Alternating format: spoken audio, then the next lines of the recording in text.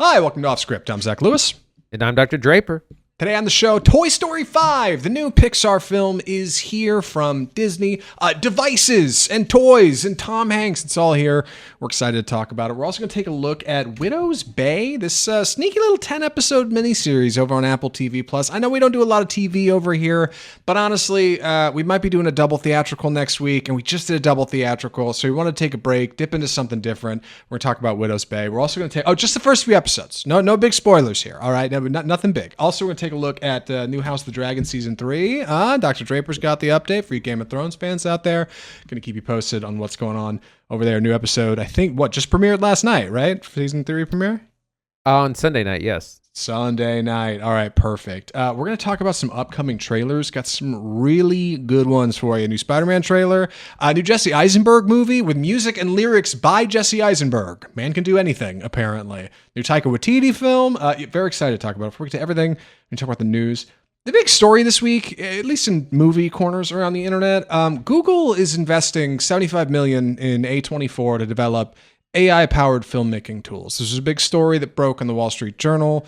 Andy and I caught it on Twitter. The rest of the day, anything A24 posted had a bunch of people in the comments who were super mad and were like, how could you? I'm going to Mubi. I'm canceling my AAA 24 sub on your website. Like big mad. People got really upset about this.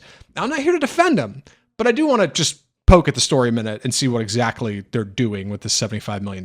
What do you know about it, Andy?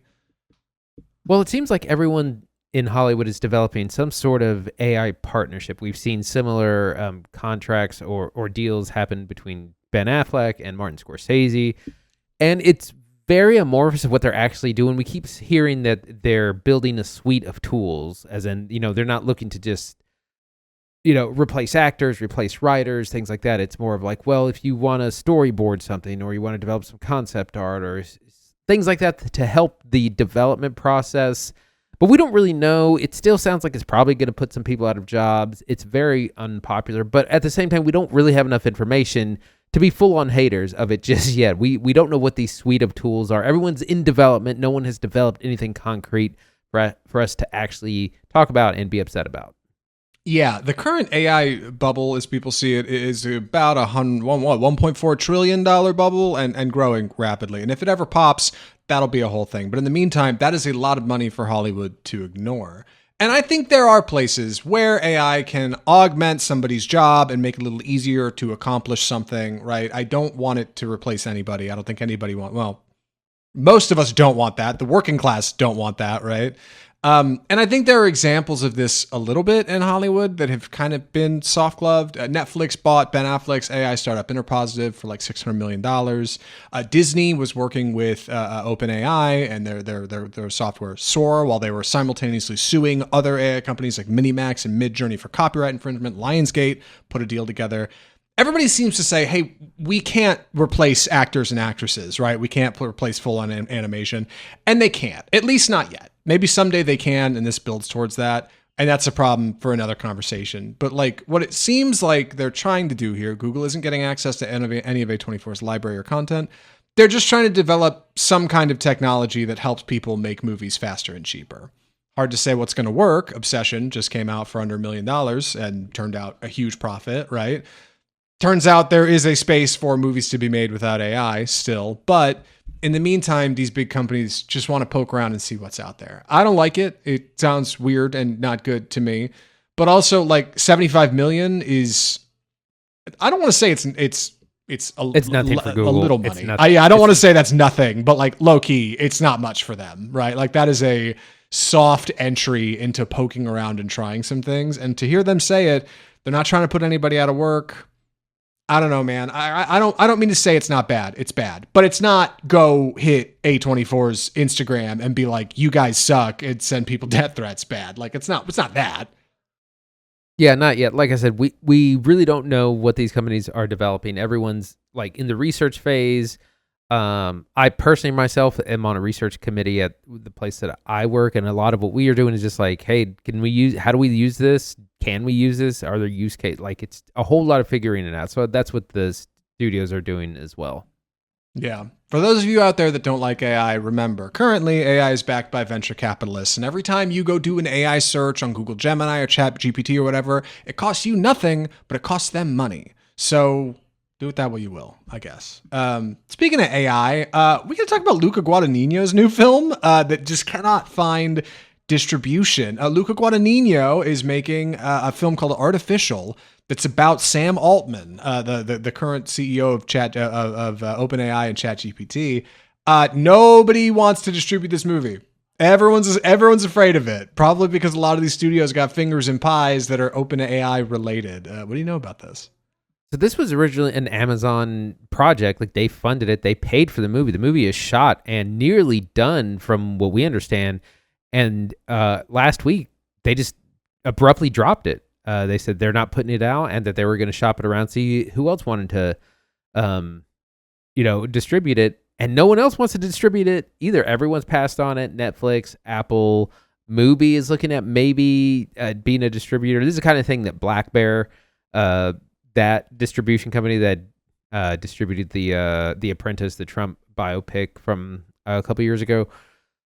This might end up in that territory where this is such a hot button issue and the film may be very kind of condemning of both AI and Sam Altman himself. This is about the what happened over a weekend a couple of years ago. Sam Altman was famously fired and then rehired in the span of like 3 days. It was like this crazy weekend. No one really knows everything that's going on or why that happened, but it was delving into that. Probably a whole lot of other criticisms of the tech industry, and it seems like all of these entertainment studios are basically in bed with big tech, and they don't want to upset any of them. So that's why they don't want to distribute this movie. Yeah, that's the unfortunate reality. I heard a rumor that there was a screening of this for a bunch of these studio people, and a bunch of them didn't like it because it didn't present well. Maybe it doesn't present well, but let me just give you a little bit of a look here. Like Andy said, it's a story set in 2023. It covers just like a few days when Sam Altman is fired and then rehired at OpenAI. Andrew Garfield plays Sam Altman. Supporting cast includes Anora Breakout Borisov as an OpenAI co-founder who led the movement to get rid of Altman. So that charming guy you liked in Anora, this is his next movie. Monica Barbaro is Chief Technology Officer. So Bob Dylan's Heartthrob Squeeze in A Complete Unknown, that's her, right? And Ike Barinholtz is Tesla and SpaceX founder Elon Musk. So hot off winning an Emmy for the studio for playing a high-functioning, crackhead. he could play Elon Musk. Like, I'm not gonna say it's gonna be a miss. You know what I mean? I feel like you put that out in front of people and say, hey, it's this thing. It does have a lot of that Apprentice energy. You're right. Like Black Bear putting out The Apprentice with Sebastian Stan. It feels a bit like that. Feels a bit hot. But the big story here is nobody's touching this because it's AI and nobody wants to make them upset. And that speaks towards a censorship problem that is growing. That is bad. That like a company can say, hey, we don't like you talking about our guy, therefore you can't make art about him. That's wrong. That's not right. That's bad. That's not what art is. That sucks. I hope Mubi or Neon picks this up. I hope I don't know if it'll get put in theaters. I hope somebody gets it out there. Even if it's not a good movie, right? Even if it's got problems. Like people said The Apprentice wasn't good and it turns out there's an audience for The Apprentice and it's not such a bad movie. So I don't know. I think this sucks. I think these other companies shouldn't be afraid to platform art. And I think, I think OpenAI shouldn't get a say either way. Yeah, it's really unfortunate. Like I said, I mean, we just reported on Google investing into an AI thing with A24. A24 passed on this movie. Focus passed on this movie. That's what's really concerning. I understand the big studios, Warner Brothers, Amazon, MGM passing on something like this. But the fact that the small independent or more independent, like indie studios don't want to have anything to do with any, it shows you just kind of how infiltrated all this stuff is.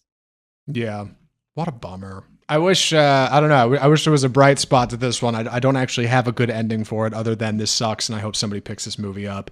Even if it's lame, whatever. There's got to be a space for lame movies. You know what I mean? There's no reason the AI company, they got built like grifting DeviantArt artists, like gets to say what should and shouldn't be at the movies. That's wrong. We got to talk about the box office. Just one more story before we get into Toy Story 5. Making a splash, by the way, at the box office. You want to tell people the numbers? not surprising, Toy Story 5 was at the top of the box office with a huge $160 million domestic opening, $312 million globally, the biggest opening of 2026, surpassing the Mario Brothers movie, the biggest opening for the Toy Story franchise in general. This is the opposite of most franchises. Every Toy Story movie has made more than the previous one. Toy Story 3 and 4 made over $400 million each, and this is like I said, biggest opening, so it's probably going to surpass those numbers.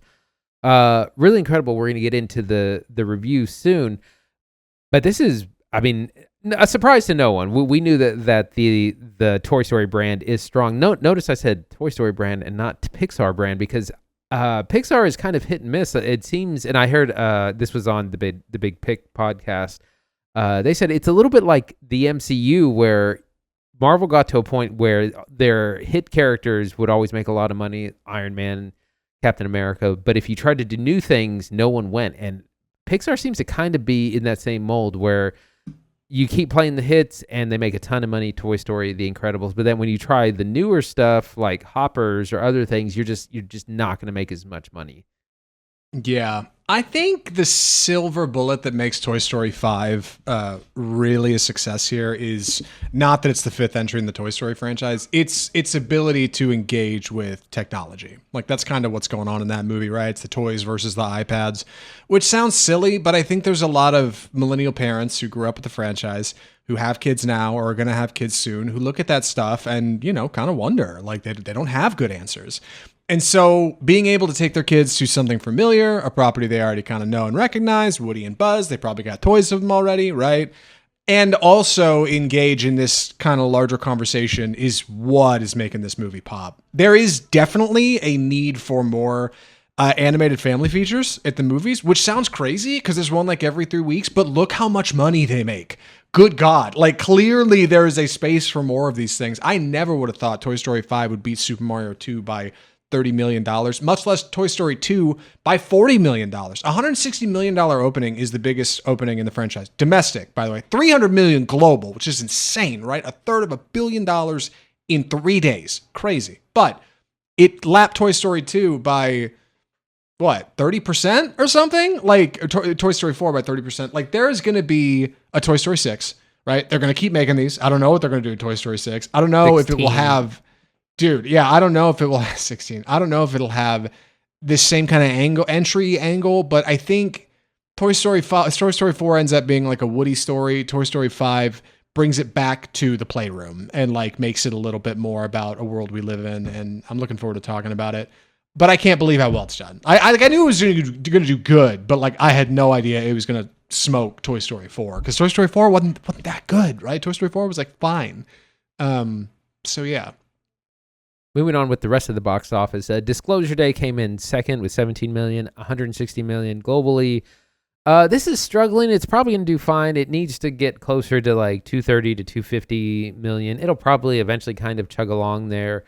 Again, really succeeding on the Steven Spielberg brand more than anything. Did have a steep 60% drop.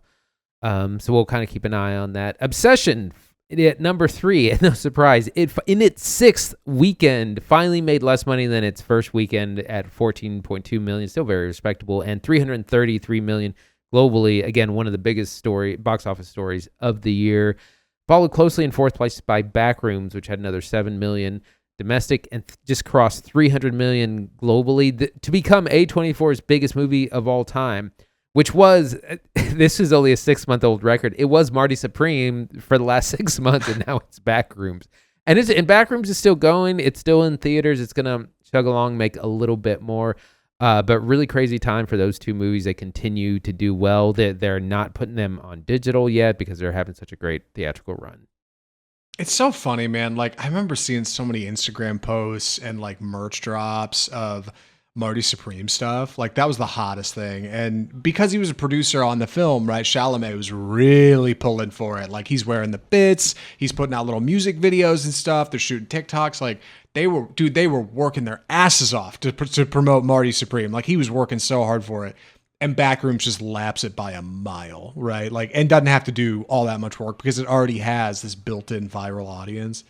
I'm glad for the success. I really am. I remember when Marty Supreme came out and people felt like it was overhyped. It was like, hey man, maybe we kind of fell for the marketing a little bit in this one. Not such a bad movie after all. Neither of them are, but I'm glad Backrooms is doing so good. And to round out the top 5, Scary Movie came in at number 5 with another 6.7 million, 200 million globally. It's the best performing of the Scary Movie franchise. This is technically Scary Movie 6. Has made more than the rest, and I think it's not quite yet, but I think it's had the bigger opening. It surpassed most of them. It will be the most successful, so we're going to be getting more Scary Movies as well. They continue to be successful. Yeah, look forward to more Scary Movies. They got to be funnier. I think that's the number one complaint I heard about this last Scary Movie is like it's so not funny. Like they got to have jokes that actually land. I'm glad the original crew's back. I'm glad the Wayans are in. Maybe they can open themselves up to like some outside writers or something, like who could come in and write some real jokes for them. But I don't know. I should watch the movie. I shouldn't be throwing stones from my glass house. I've not seen the new Scary Movie. I could be so wrong. Maybe it's very funny. Clearly the box office numbers reflect the success somewhere that I'm not seeing. Andy, you thought about going to see Death of Robin Hood, and I kind of didn't want to see it. And it did okay, 2.8 million, right? Not great, but comes from Michael Sarnowski, the creator of Pig, right? That Nick Cage movie, which we were big fans of on the pod. Why didn't you end up going to see it? I mean, pressed for time, number one, it's a full 2 hours. I definitely do want to see it. And the other thing is, like, we need streaming things to watch on this show sometimes, so I figured we'd probably catch it in the next month or two. It didn't make a big splash at all, so it'll be on VOD quickly. I definitely am interested in it to see what it's doing. It's a summer release, and it looked interesting. There's just we did a double theatrical, so it's hard to do that 2 weeks in a row. I know. I wasn't that enthusiastic about it for two reasons. A, I felt like it kind of retread a bit of the Hugh Jackman Logan space, which I like fine, but watching grayed and withered Hugh Jackman be like, I can get up for one more fight, I'm like, eh. And number two, I've seen him do that with like Wolverine now. Number two, like, I'm wondering if there's some sort of general audience bias against anything with Robin Hood or King Arthur in it.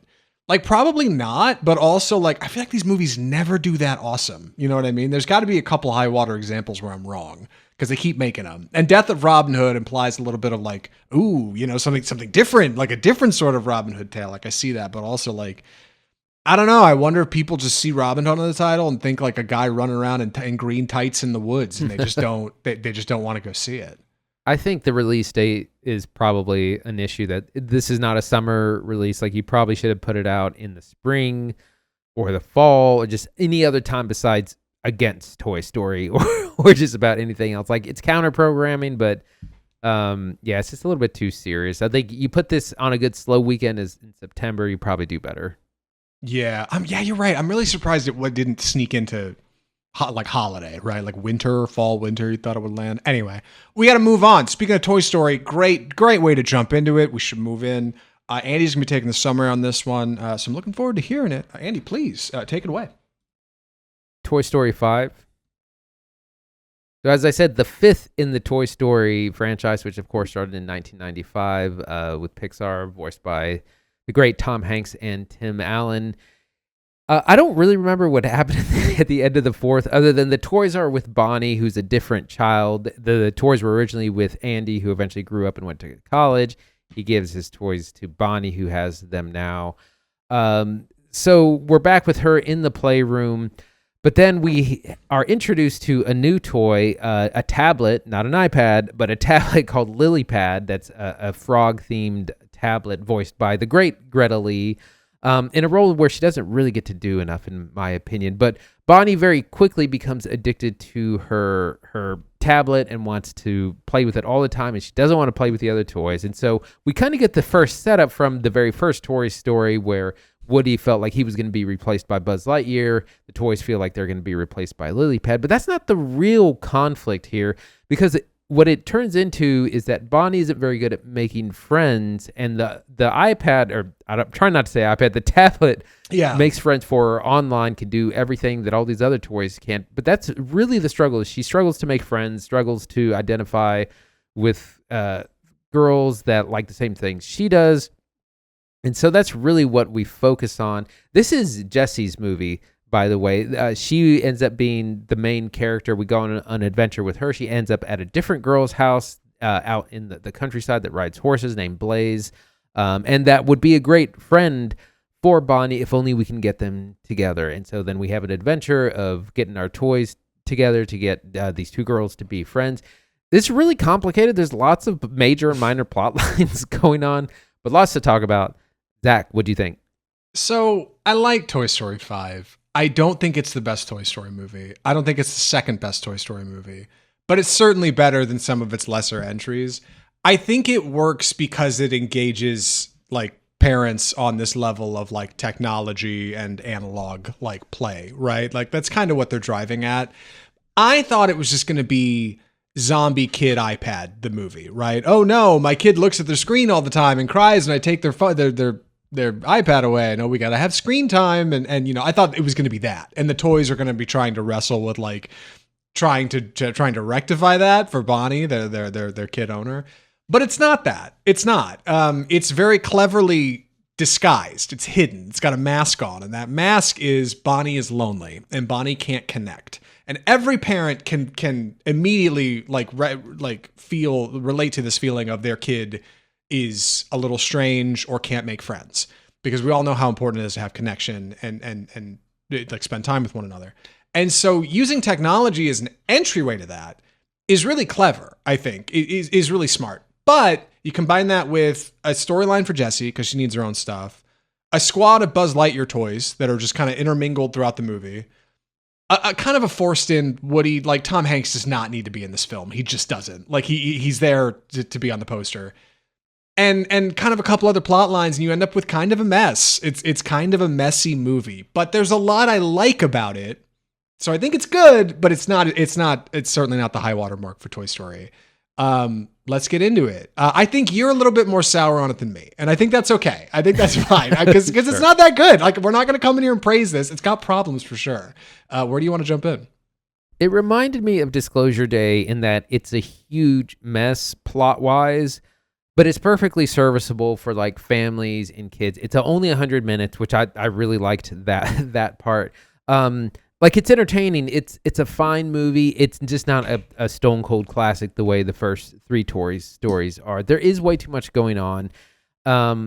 I felt, yeah, like I said, it's Jessie's story, voiced by Joan Cusack, and I feel like, I wonder if this is an effort to save money because Tim Allen and Tom Hanks are very expensive now, that this is the fifth movie.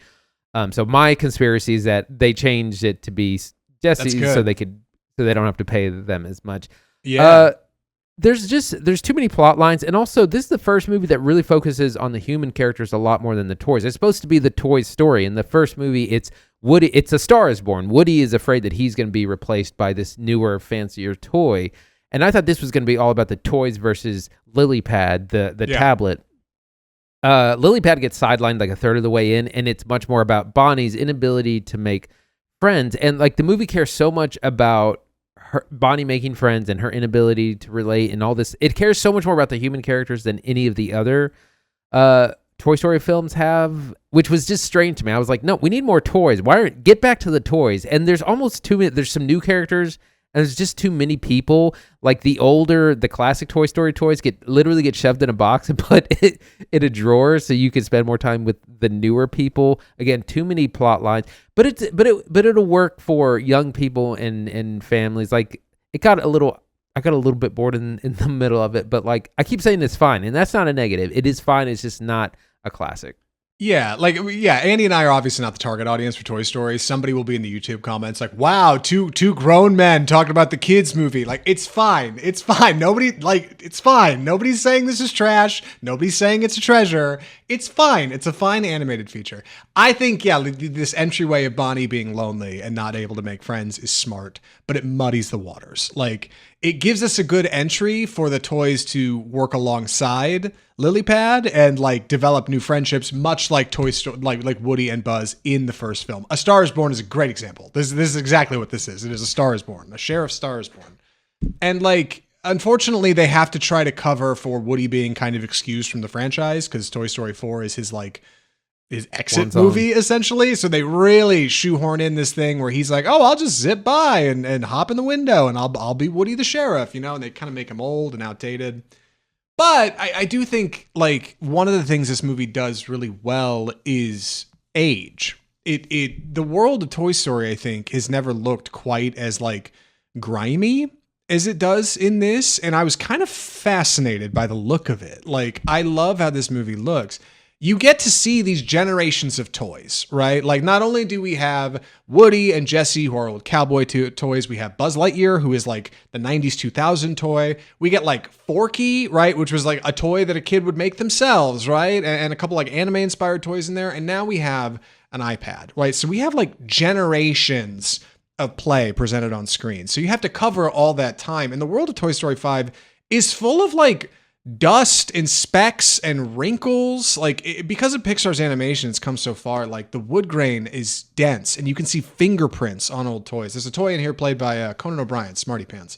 Very well played, by the way. Great voice work from Conan. Great. Hire him for more stuff. He needs the work. He is like kind of this old weathered potty training toy. And like, I just love that all of these toys look like they have lived in this world for so long. And when Jessie is like thinking, God, Bonnie is like my fourth owner or whatever, you got Emily, our original one, and then Andy, and then you got Bonnie, she's on her third. And then there's like this kind of other girl that's introduced in the film. Like, you start to realize that there's like generations of Toy Story at play. And the world of Toy Story is like weathered.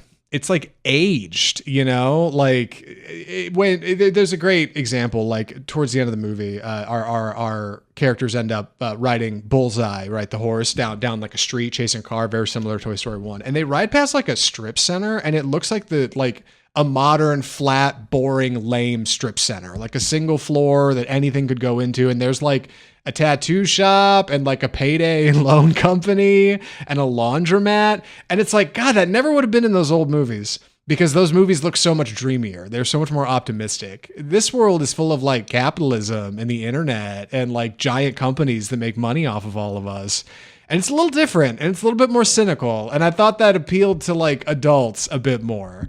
Kids get to look at the toys. You get to look at the fun stuff. The adults got to deal with the reality that's like things kind of suck now and kind of aren't as good as they used to be. And that's lame. So one of the things that I wanted to talk about is the movie was advertised as toys versus tech. That was going to be our big conflict. And then, like I said, the antagonist Lilypad kind of just gets sidelined very, very quickly. Not too long, this other adventure takes place, and I felt bad for Greta Lee because one of the things that Toy Story is known for are the very unique voices. Of course, you have Tom Hanks, Tim Allen, Joan Cusack as Jessie, very memorable. But then you have all the kind of minor toys, the T-Rex, Mr. Potato Head. There's a lot.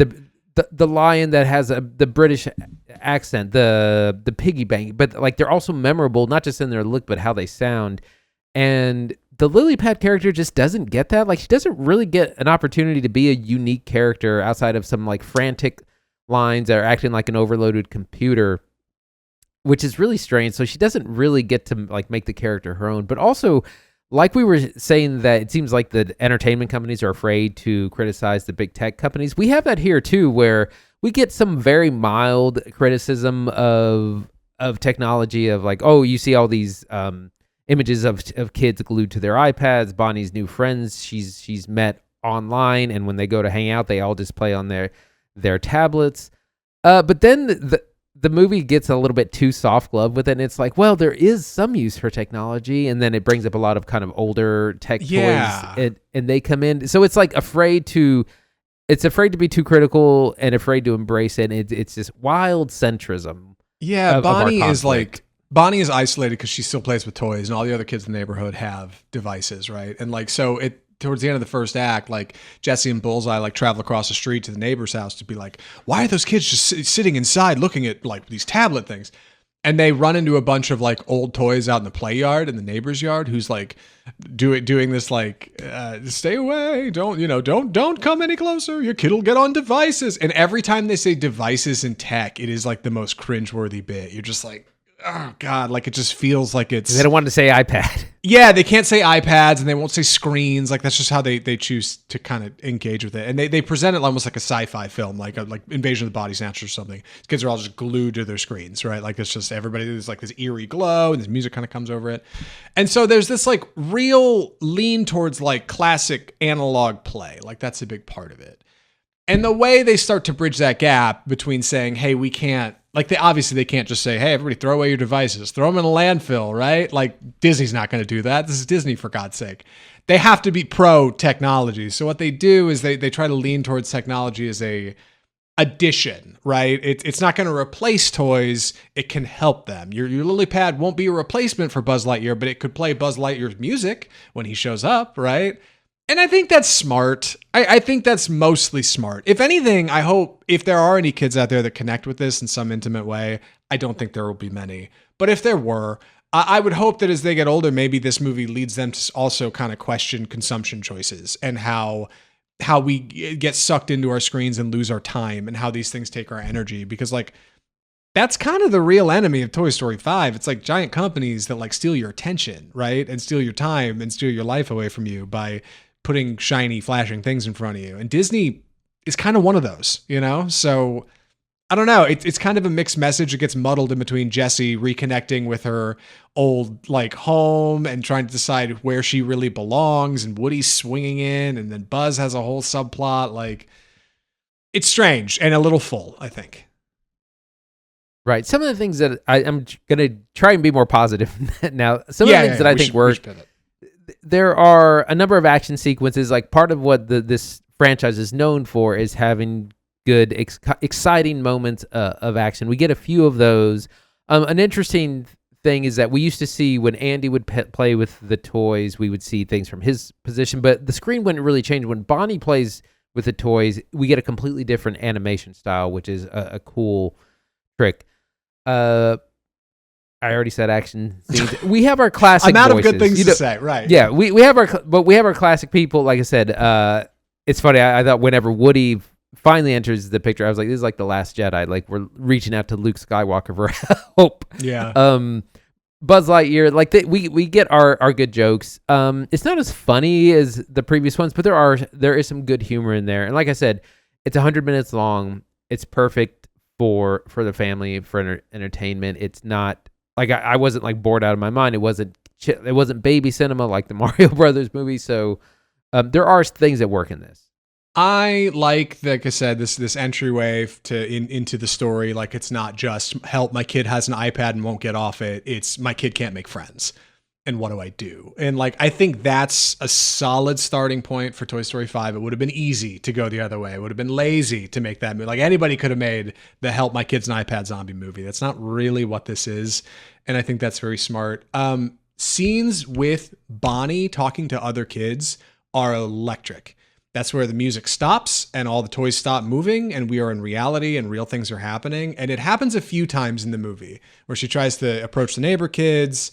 There's a character named Blaze in here that she kind of tries to make friends with through one means or another. Like, I think that stuff really works good and remind me a lot of Inside Out. Like, you have all these characters running around inside Riley's head and Inside Out, but when the movie zooms out and it's Riley doing actual things, those are much more affecting because they feel like they're happening on a deeper level. It's a conception, I guess, for kids' movies. I like the animation. I know I said I like the look of the world, and that's true. Like the production design of Toy Story 5, I think, is genuinely very good. There's something really smart and higher level happening here that was not happening in previous Toy Story movies. But on top of that, dude, stuff looks so good in animation now. There's a scene, it's not even that important, when a series, like kind of a squadron of Buzz Lightyear toys arrive off the coast in this town wherever Toy Story happens, and they're at like a shipping bay, and it's just like dark, it's night, and there's all these maintenance lights out on these cranes and like big trucks moving, and there's fog, volumetric fog. I was stunned at how good the fog looked. And I know it's stupid. Who cares about fog in a movie? But it's genuinely impressive that computers are making this stuff. There are grains of sand. There are grains of like wood grain. There are small details and scuffs. The Conan O'Brien character, Smarty Pants, he's like, you can see the little dents and dings and fingerprints and stuff. And I'm just like, oh my God. Like, I don't even know how you put this stuff together. So really impressive, honestly. It's not like they had to do a lot of character design. A lot of the characters are already made, but really good. And also, one more note before we move to recommendations, I think. It's a strong horse movie. There's a lot of horses in this movie, which I wouldn't expect. This and we is didn't for talk horse about. girls. You got effectively a real horse, right? Which you have to animate and add to Toy Story, which is not going to look quite like lifelike because humans in Toy Story don't look lifelike. You got Bullseye, which is a stuffed horse from like the 80s or whenever he was made. And then you have like plastic horses. You got horse figurines. You got a ceramic horse in here. You got t-shirts with horses on them. You got a horse poster. I was like, awful lot of horses in Toy Story 5 in a way that I did not expect and is not present in the trailers. But like, keep an eye out. You got a horse girl out there who needs a movie. Like Toy Story 5 might be their movie. We should move to recommendations. Any other thoughts for recommendations, Andy? I'm ready. Andy, would you recommend Toy Story 5? I would recommend it for kids and families. It's perfect. Perfectly serviceable. It's short. It's not too long. We're back with our favorite cast of characters on a new adventure, but more focused on Jessie and Bonnie. It's a lot of fun. It's like I said, it's not too long. It's not quite as good as our previous installments, including 4. I think it's a little soft glove in its messaging of technology. It doesn't want to upset any of our tech overlords.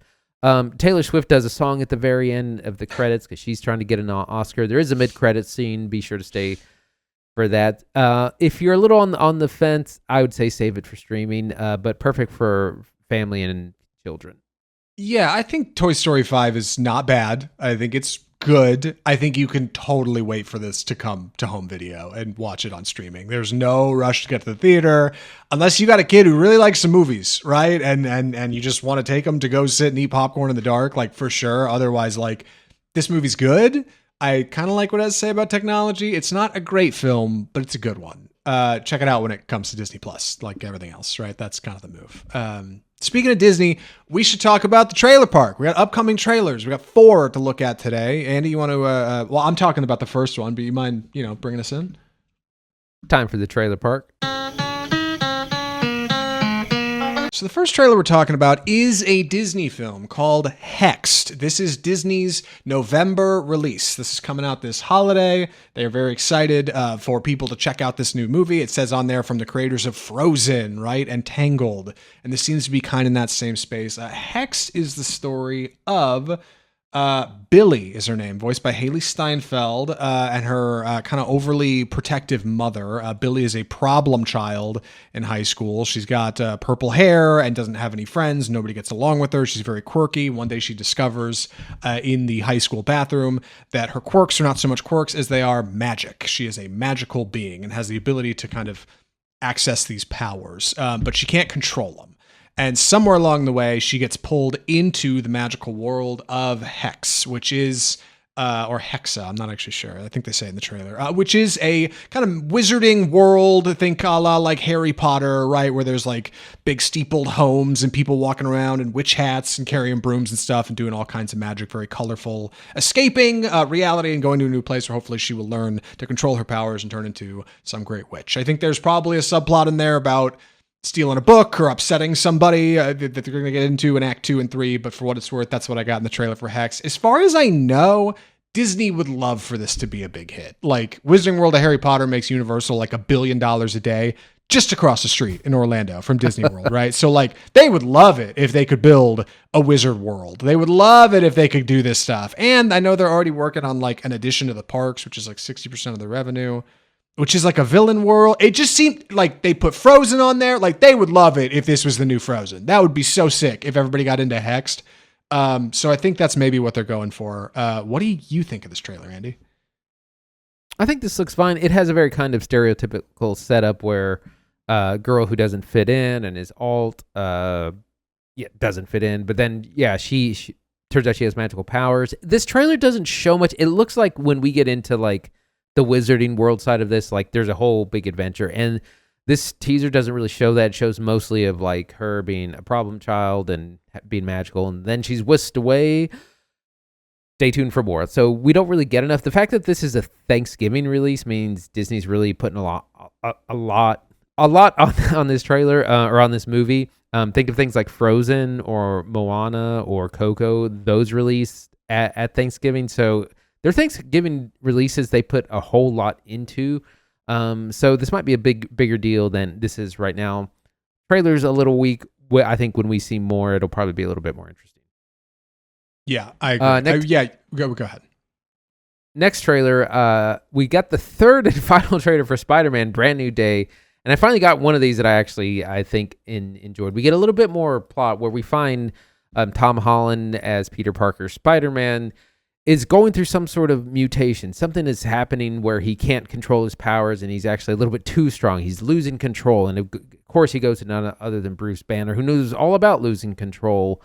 And he's talking to him and saying, this genetic thing is happening. Can you help me solve it? So that's going to be one of our main plot devices. The other one is the introduction of a new villain that looks. Everyone is saying it's Jean Grey, and it's played by Sadie Sink. We don't have that confirmed, but that's probably what it is. A mind control villain that we don't actually know what their aims are or what their goals are as a villain, other than they can control people and cause lots of havoc. We get to see a little bit more of MJ, played by Zendaya, of course, and Jacob Batalon as his best friend, Ned. This looks a lot more... This makes more sense now than the other two trailers. I think it looks really good. We get to see Bruce Banner as the Hulk, which we haven't seen him be that in quite a while. So that's a lot of fun. I think this looks great, and this is going to make $1 billion. I think this is also going to make $1 billion. I'm not quite as warm on it as everybody else. I remember when the teaser came out, and I was like, that looks fine. I really liked the way that last Spider-Man movie ended. It had a really clever, jumping off point for future adventures that kind of resets the Peter Parker we know and love, Tom Holland, in a world that doesn't know him anymore, right? Like in a world that has kind of forgotten that part of him. He is simply only Spider-Man. I think that's really cool. It's like, I don't know, Batman, if somehow you could make Bruce Wayne not exist and you would just be the Bat, that's a really cool place to jump in and tell more stories. But dude, this just looks like you just put the last 3 movies in a meat grinder and just ran it. And what came out is this. It's the same characters doing the same stuff. I'm glad there's some new Marvel cameos, but it's the same kind of Marvel cameos. I'm just too old. I've just seen too many of these things. It looks fine. It's going to make $1 billion. Regardless of what I think over here, Mr. Cynic, this is going to make $1 billion. So everybody hedge your bets. Spider-Man's going to do great. These movies kill. But I don't know, in the live action space, I just think Spider-Man is such a popular property.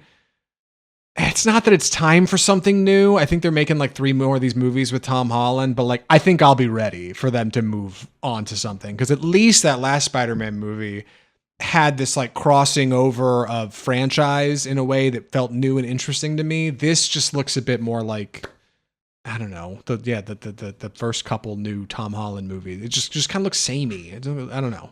But I'm alone. I've told people this and they disagree. So if you disagree with me, that's fine. It's fine. I don't know. Again, they're introducing the X-Men and they got to stop this slow drip of introduction. They should have just done an X-Men movie by now. A whole new cast, recast everyone, give us 10 X-Men to look forward to. They're going to drip 1 or 2. There'll probably be some surprises in this. And it's just you got to wrap up. You got to kind of, what they do in comic books, you got to do a soft and or hard reboot where you just have all new people, or some of, you keep the stuff, the characters everyone likes, but you can't keep rolling. We're almost 10 years of Disney owning Fox and owning the X-Men characters, and we still don't have a movie. It's just what are we waiting for? Next.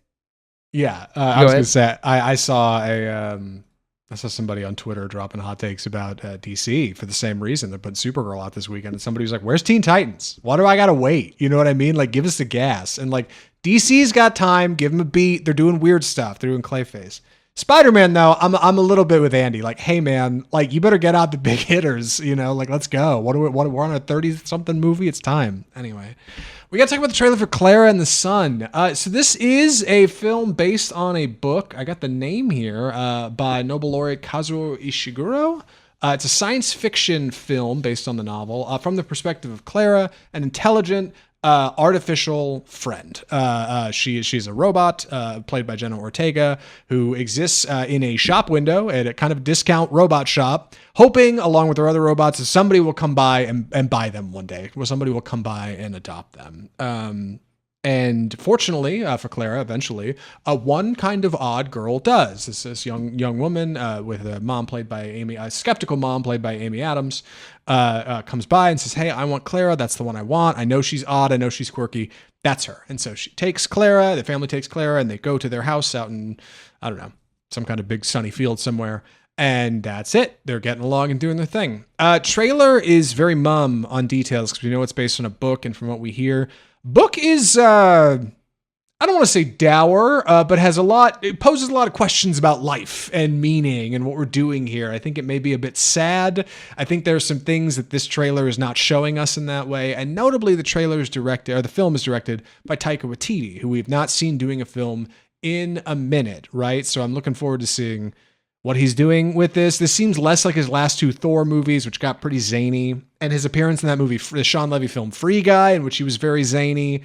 This looks much more like Jojo Rabbit, right? Like his kind of smaller film, like smaller, intimate, quieter. You do not see him in this trailer, I don't think. I don't think he's in the film, and if it is, it's probably a small part. And I think that's wise because I think he had kind of burned people a little bit with his appearances, and people got a little tired of zany Taika Waititi, and so this looks like a kind of more quiet return to the director's chair that I think is smart. And Jenna Ortega looks like a lot of fun in it. What do you think, Andy?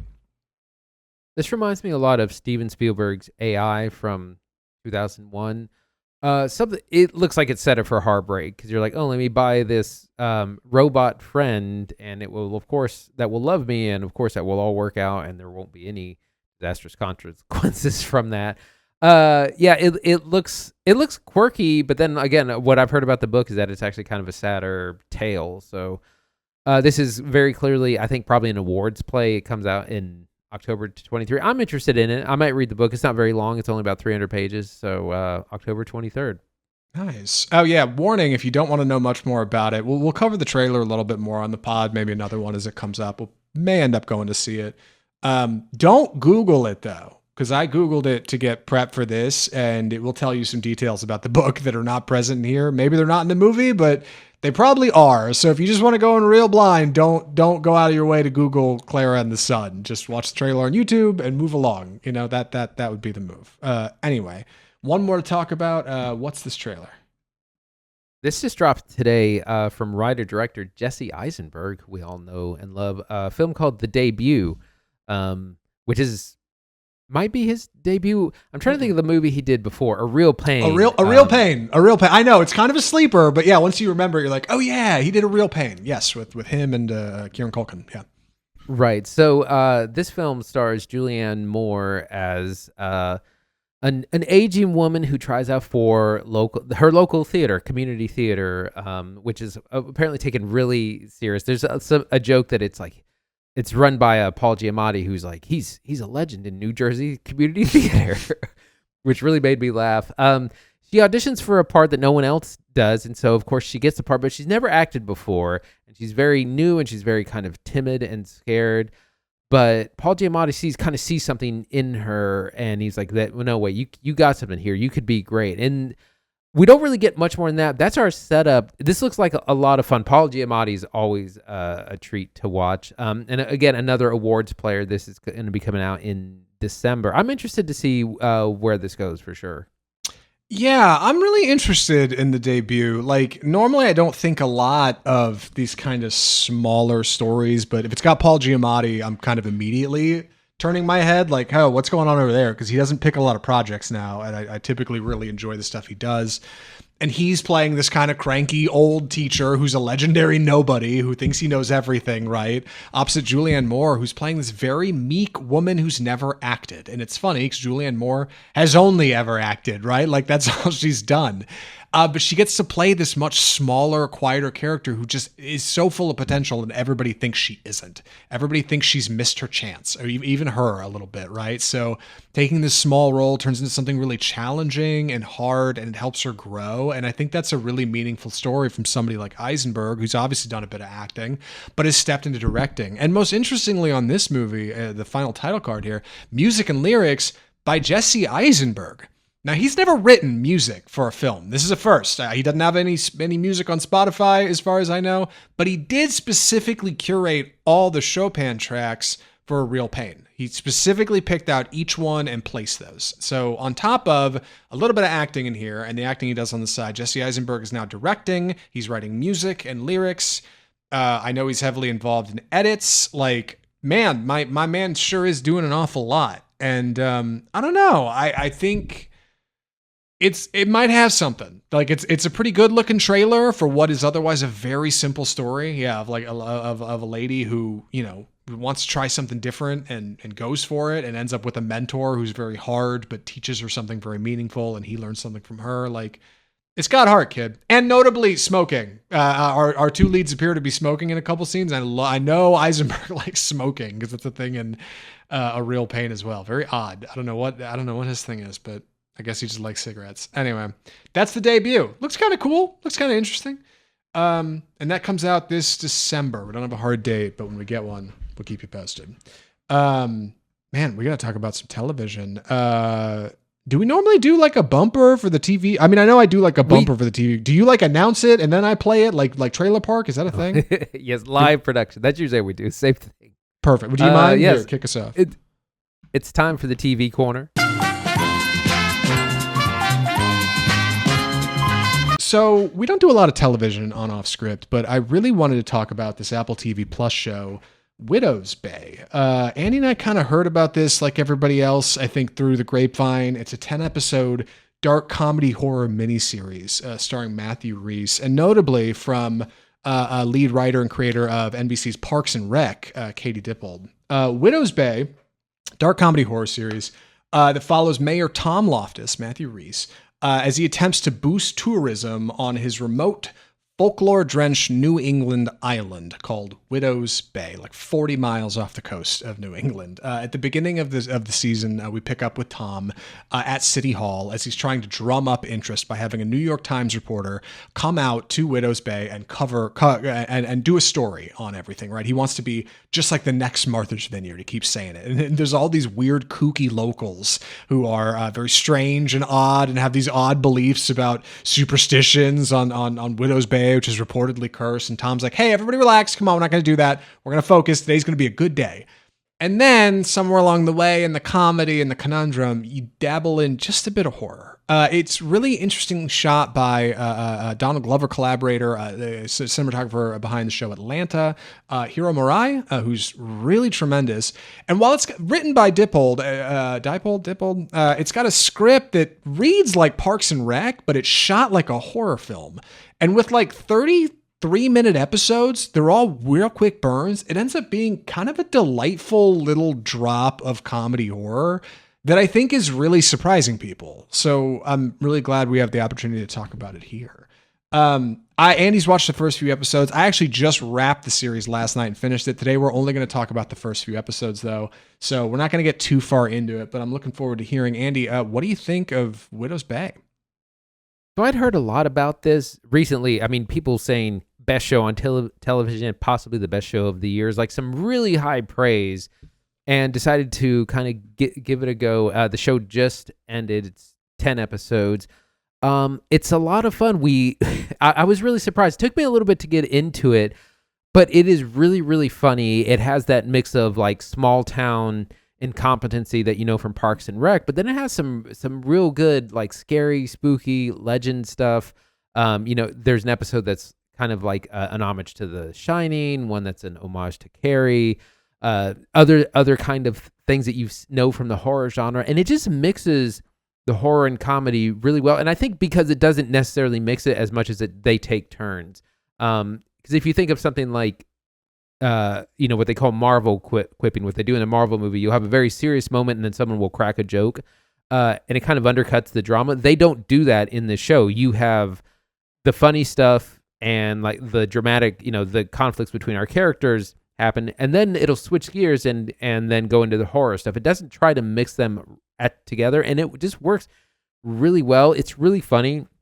Matthew Rhys plays our main character, Tom Loftus, who's in a very like Jaws-esque situation. He's the mayor of the town. He doesn't believe in this superstition.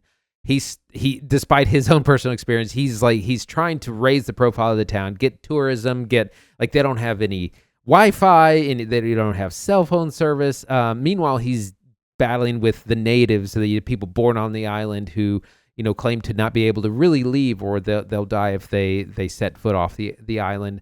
With the likes of Stephen Root plays a character named Wick, who's kind of like a sea captain that's lived on the island his whole life and is a bit of an antagonist to the Tom character. But like the characters are just really fun. The situations are really fun, and it is really scary in the scary moments. Like it's some real creepy stuff. Yeah, I think that's the thing that works best about Widow's Bay. Like people have compared it to David Lynch's Twin Peaks, X-Files, right, over on Fox. Obviously some Stephen King influences. The thing that reminded me of the most in these first few episodes is Supernatural over on the CW, because it's a monster of the week show. Like every week there's kind of a different thing going on, and our characters kind of stumble through it through one way or another. And it manages to be funny while also being shot like a horror. And I think that's what works so good. It would have been so easy to shoot this like Parks and Rec, like a 3-camera sitcom, right? With some handheld and some goofy stuff. And it would have felt like Parks and Rec.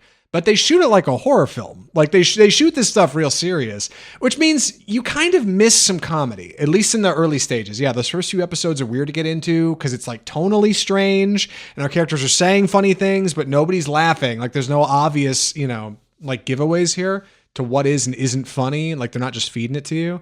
But then in the last few minutes of each episode, especially those first 3, you get some sprinkles of some real gas horror, like some cinematic, this would work in a movie theater horror. That's delightful and just like low impact enough that it doesn't rattle you off the show, and it brings you back for the next one. People have been talking about burning through 3 or 4 of these episodes in a row. I think it's really easy to binge because they're so small. And because it's just got this big jolt to energy. Each episode's like a different kind of mystery, a different sort of something going on in Widow's Bay. And as the series goes on, it does start to build towards a larger mystery. There is something particular going on in Widow's Bay. But as you find out more about that through these like Monster of the Week kind of episodes, you get really good stuff. Episode 2 is, episode 1 is a bit of a tribute towards like The Fog.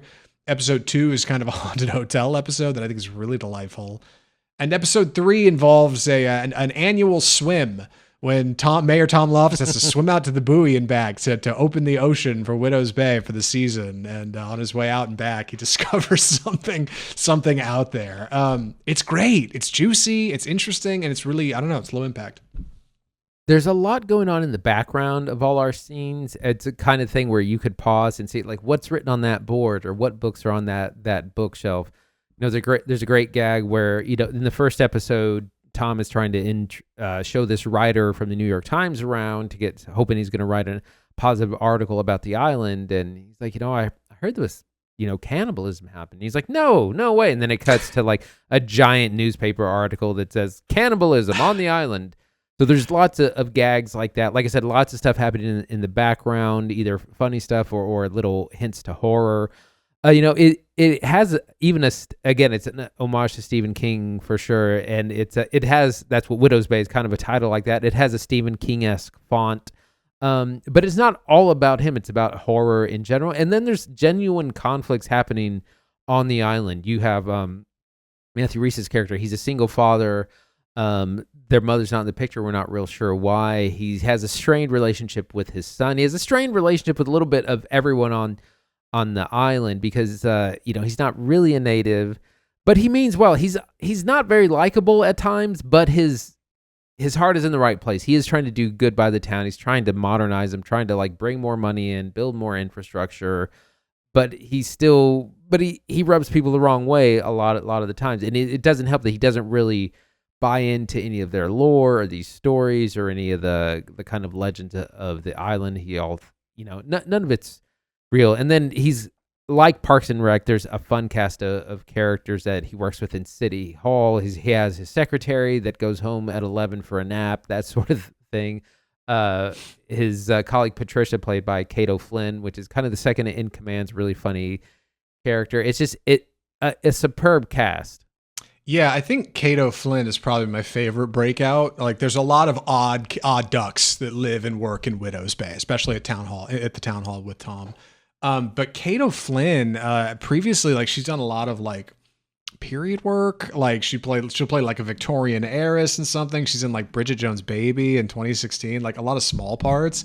Patricia is in most of the episodes of this series. And I know we're not talking about episode 4 here, but she kind of heads up episode 4. And it might be my favorite episode of the season. Like, really delightful work. Very funny and awkward and strange. Like, everybody's got a little something to them. And I love that Mayor Tom Loftus is effectively a scaredy cat. He is scared of the stuff going on, but he's just trying to convince himself it's not real. That's all junk. You know what I mean? Like, we got to get people to come in for the season. Like, yeah, the mayor from Jaws is exactly what he's like. Like, couldn't be more on the nose. Nothing's wrong. Everything's fine. Come out for the summer. You know, it's great.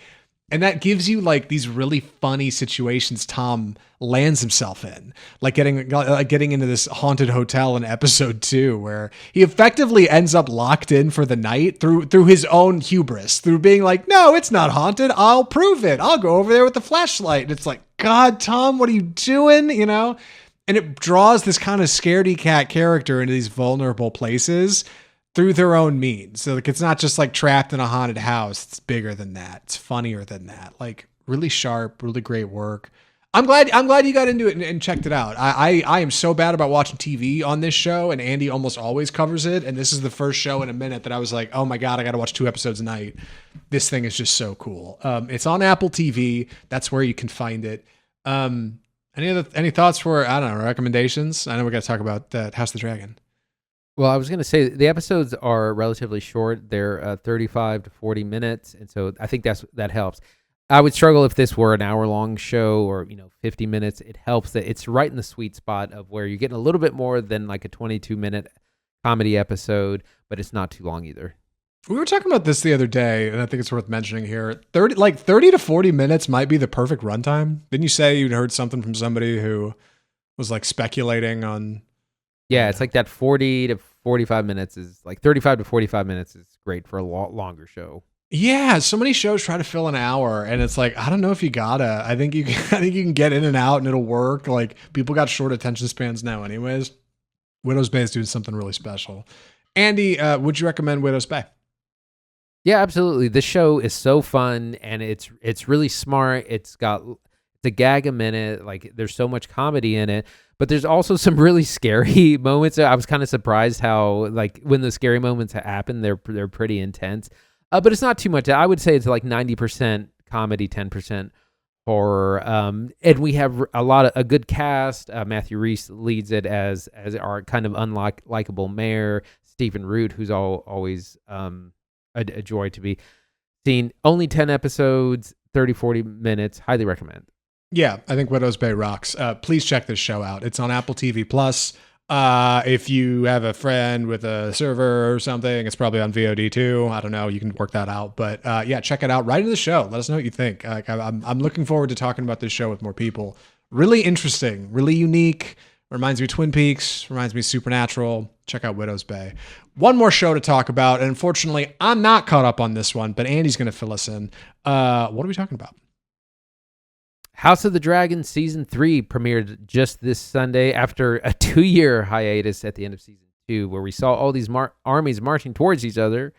We got the big battle, the Battle of the Gullet. If you've been following along, which is a big naval battle that takes place in the Gullet. I'm not real sure of my geography, so I'm not going to try and say where that's from, but where we have a number of conflicts happening. We have Lord Corlys, who's the sea snake, and his navy going up against the Triarchy, who's been contracted by the Greens that are trying to vie for the throne. There's a lot going on. There's a lot of characters. And when this started, I was like, I remember all these people, but I don't really remember where everyone is or what all the conflicts and what everyone's doing. There's a lot going on. The action, the battle stuff is like half the episode. It's really good. Lots of action. I think there's just so much going on. This was definitely like the end. This should have been the end of season 2. It should have culminated, and then a big battle scene, and then that's the end of the season. We had to wait 2 years, and then we get it. So it's a little strange, but it's off to a good start, and it moves. It assumes that you are watching and that you are informed. It doesn't take a lot of time to catch you up, or hey, this is where we were going. There was a lot of criticism that season 2 was dragging a bit, and it seems like they've really gotten a lot of economy back into the storytelling. But all our favorite characters are back. Emma Darcy as Rhaenyra Targaryen, Olivia Cooke as Queen Alicent, Fabian Frankel, Matt Smith as Daemon Targaryen, Steve Toussaint. It's good. It's off to a great start. It's a shame that it had to come after 2 years of waiting. Yeah, I'm surprised. Why was there such a hiatus? Did it take that long to film, or like was it snowing in Iceland or something? Modern TV, baby. There were 2 years between season 1 and 2 as well. So that's just how it's been unfortunately. So this episode, I don't know a lot about it. I think me, like many other people, watched like all of Game of Thrones and it was hot, and then kind of got into House of the Dragon. I did not. I just never started season 1, and I just never came around on it. I probably should. But this episode in particular has like a really high rating on IMDb. People really like this one. And from people I know that have watched the show, they said, everybody keeps saying this is how season 2 should have ended. This should have been the season finale. Like, you guys shouldn't have waited on this. I'm wondering how you think like the longevity of the show is. I got some loose numbers. I know House of the Dragon season 1 premiered to like 25 to 29 million people. Season 2 premieres like 2 years later to like 8 million people. It's a bit of a drop off. With a banger opening like this, that's good for season 3. That gets good word of mouth out. That gets legs for sure. But I don't know. What kind of changes do you think they're going to be making in the hopes that they can kind of get more people, or maybe start to wrap it up? Because I maybe gets another season or 2 with numbers like this. What do you think? So I know that this is not going to be more than 4 seasons. We know that already. We're going to get season 3 and season 4, and that's the end of the story. So it helps that we have an end in sight, and it doesn't have to last another 5 seasons or anything like that. Like I said, a big complaint was how kind of season 2 dragged a lot, and people felt like we weren't really going anywhere, or the story wasn't progressing. So it seems like they've definitely jumped on that, and we are moving quickly. Like I said, half the episode was this big battle, and the rest was kind of setup. I do worry that what happened with Game of Thrones in the later seasons, it became all about the big battles and not the interpersonal drama, the palace intrigue. That's what made seasons 1 through 4 so good, was, the backstabbing, the alliances, everyone vying for the crown, and all this wheeling and dealing and political, maneuvering. Like, that's what's really interesting about the show. And that's what's interesting about House of the Dragon. And I'm glad that we've had a couple of big battles. I just hope that that's not the only thing that draws people in, that we get back to really good characters and conflicts and writing and everyone trying to backstab each other to come out on top. That's a perfect springboard for my next question. A big problem of these shows is that the battle stuff is so good, it creates a high watermark that audiences can't help but hold up other content in the episodes too. Like after 2 or 3 or 4 episodes and no big battles, you're like, hey man, when's the next one? Like you expect at least a couple each season, but I think there are consumers out there who want more. Like you want 3 or 4 big battle scenes or like some really cool stuff happening. You can get clever with that. There's ways you can kind of work your way around, but like the action so often can supersede the drama. And I know a big complaint you had about the last season of Fallout over on Amazon was that you kind of didn't care about like 6 of the plot lines. You're like, I really only care about like 1 of these. So if the action can't carry every episode, and it can't, these things are expensive, I want to know, how are the plot lines? Are you actually interested in most of them in House of the Dragon? Are you kind of checked out? Is there like one that you really care about? Again, we're vying for the throne. We find, if I can get everyone's name right. Put you right on the spot. Prince Aemond is the the king regent. He's sitting in place of the real king. We have Rhaenyra and her family they're the rightful rulers, and they're going to try and fight. There's not too many like subplots. It's just that all the subplots tie into the main plot. We just are starting to get more and more characters. It's beginning to be a little bit difficult to follow, but ultimately this is a story about a civil war where no one wins and all the dragons die. We hear all the time in Game of Thrones that there are no dragons anymore. They all died in the Great Dance of Dragons, the Targaryen Civil War. That's what this is really about. It's about everyone vying for power and kind of no one coming out on top. So that is what is interesting, is how everyone's ambition backfires and how everyone, in their effort to be at the top, no one gets at the top. It's early in the season, so maybe it's not you can't speak for season 3 for sure, but at least a bit of what you know from season 2. I find the cast is growing in popularity. Like, some of these names that are in the show now, when they first got announced, I was like, I don't know who half these people are. And now I know a bunch of them as like movie stars. I've seen these people like in films, right? Like, they are booking roles off of this. And between those long breaks of shooting the show, they have a lot of time to go do other projects. So a lot of that cast list is filling out with, some star power, right? That maybe they didn't have at the beginning. Do you feel the pressures of that? Like, as you watch the show, is it like, hey, they could only get Olivia Cooke for 3 days, so she's only in like a third of season 2? Or like, do you feel like everybody's very adequately addressed, like in a way? Because I know, yeah, like Fallout, Ella Purnell, Walton Goggins, you barely get them. Olivia Cooke is definitely probably the person who's had the most kind of change in their career, has become more of a household name. She just had a show on Netflix as well called The Girlfriend, I think. But like people like Matt Smith, like he was already a huge household name, so he's probably one of the more pricey people. He still gets a decent amount of screen time. Emma Darcy, I don't know what else she's doing, but she's become a lot more well known. I think that's one of the strengths of the show. We have a phenomenal cast of our leads, and they've introduced some new characters from some of the other families, so the cast is slowly getting bigger. But it being Game of Thrones, a lot of people don't survive, so the cast also just shrinks from time to time as well. I know that I think this season is like the war season, because we spent 2 seasons leading up to this, and now we're finally here. So I think this is going to be the season that's probably going to have more battles, more dragons, more conflict, and then maybe season 4 will have a lot more fallout from there. Smart, for sure. That if I was budgeting 4 seasons of a show, that's probably how I do it. Have a couple. Season 1's got to be gas to get you into it. Season 2, cool off. Season 3, all fire. Season 4, cool off. Get your way down to it. That's your show. Any other thoughts or recommendations? No, I think I'm ready. Oh, you've watched the first 2 seasons. Season 3 just started. Andy, would you recommend House of the Dragon? Yeah, season 3 is off to a really good start. Fans of the show will really like that it's back on.